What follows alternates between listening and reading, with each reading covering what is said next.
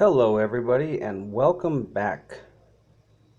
I am here with another book review, and tonight I'm going to review Crystal Lake Memories, The Complete History of Friday the 13th by Peter M. Bracke. And as you can see on the front cover, there's a foreword by Sean S. Cunningham, who directed the first and started this franchise. And it was published in 2005 by Titan Books. And as you can see here, this thing is a cinder block. It is a massive book and a massive undertaking by the author. It is essentially an interview book, and there are interviews with writers, directors, producers, special effects guys like Tom Savini, and it is just a really awesome book. If you're a Friday the 13th fan, this book is well worth your hard-earned cash. There's no doubt about that. If you want to know anything about Friday the 13th, it is in this book. There was also a documentary that was released a few years ago with the same title, and if you're not a book reader, you can enjoy that. But this book it's really amazing. So for years I debated what my favorite Friday the 13th film was, and it was always between part 2, 4, or 7. But I seem to gravitate toward 2. I just like Steve Miner's direction.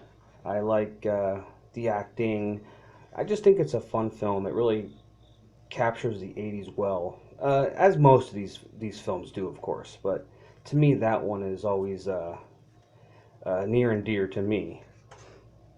And of course, that was the film before Jason started wearing his infamous hockey mask. That was the burlap sack Jason, which was inspired by David Lynch's Elephant Man.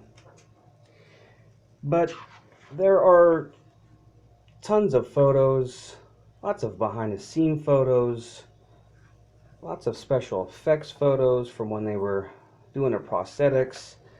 And the one thing this book does cover, I mean, first of all, it does cover all the Paramount pictures, because in the 80s they were making these things, I mean, they were banging these things out once a year, and they were making a lot of money from it. But it also covers Jason Goes to Hell, Freddy vs. Jason, and Friday the 13th, the series, which has little to nothing to do with Jason, really. But the MPAA really butchered these movies. And to me, they also butchered the artistic merit of the filmmakers. Because Part 5, which a lot of people really hate, I don't. I like 5. I like Danny Steinman's direction. I thought it was a very violent film, very gory film, but it was heavily censored by the MPAA. And Part 7 as well. Part 7, John Carl Buechler was, I think he started out as a special effects guy, and then later went on to make a bunch of movies. But he talks in some documentaries and in this book about how they just butchered his movie. They took a lot of the gore effects and the art out of it. But you'll have that, I guess.